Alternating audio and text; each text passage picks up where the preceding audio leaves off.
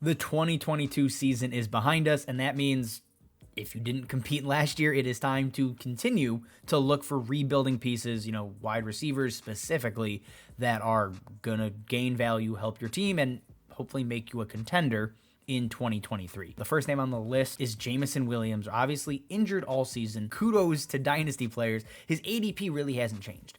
Overall, in the entire community, it's stayed fairly stagnant. However, that does not mean in your leagues, people that drafted him aren't getting a little bit impatient. He's just not 100% healthy. They're putting him out there. He's getting, reacclimated to playing football, and I think he looks great doing it.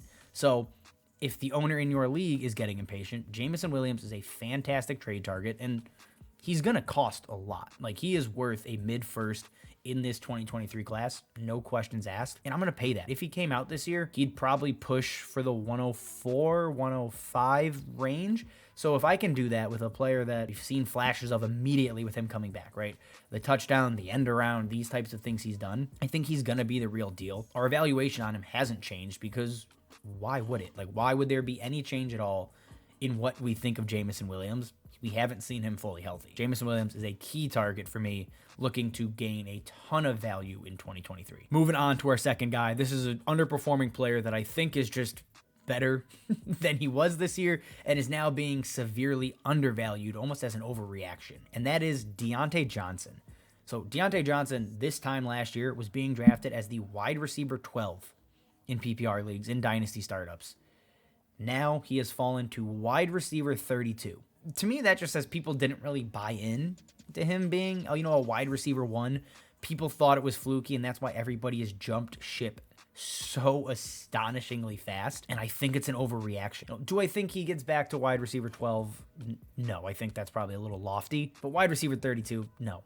Again, I am a talent over situation guy, and I do not believe there are 32 wide receivers better than Diontae Johnson. I just don't buy into that theory. When you look at what he did in 2022 versus what he did in 2021, it's not all that different in terms of like rate stats. If you look at the raw totals, yes, it's drastically different. But he went from a 28.6% target share to a 26.6% target share. 26.6 is up there with the better wide receivers in the NFL.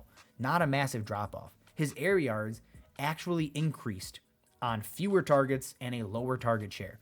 That's the change from Ben Roethlisberger to Kenny Pickett and Mitch Trubisky. The big reason for just a really down season is he scored 0 touchdowns. Regression's going to come. We know that. We just saw it with Miles Sanders, who scored 0 touchdowns and then came out and scored a boatload. I don't have the exact number, but scored significantly more than 0 the following season. Buying into him as a guy outside of the top 30 wide receivers feels easy. And he's going to come cheap. He's coming off of a terrible season.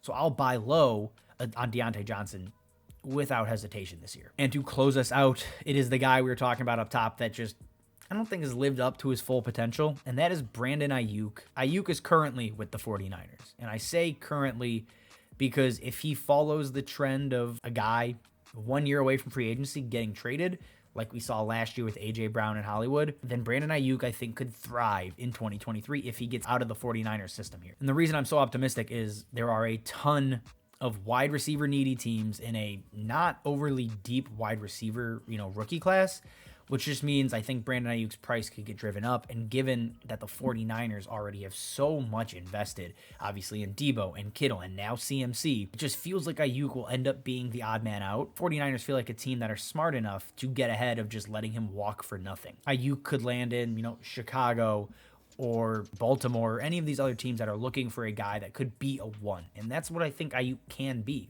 We see it when Debo Samuel goes down.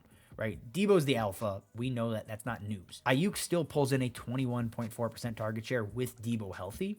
But this year when Debo went out, Aiyuk pulls in a 26.8% target share, right? That's over Diontae Johnson at 26.6. You don't earn targets at these kind of rates if you're not a good wide receiver. And I don't think anybody questions if Brandon Aiyuk is good. I think we've seen enough of him as a 1 that if he earns that opportunity and gets moved, he's going to thrive in that position. So I'm going to try to time the market, get him in January, February, March before these draft day trades come down. And I think Aiyuk ends up getting caught up in that wave.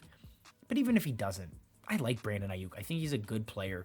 I'm fine still trading for him at cost and getting a good player. All right, guys, that is all we have for you. Again, if you like what we're doing, subscribe to the channel. If you have questions, comments, obviously drop those down below as well. As always, thank you guys for watching. We will see you next time.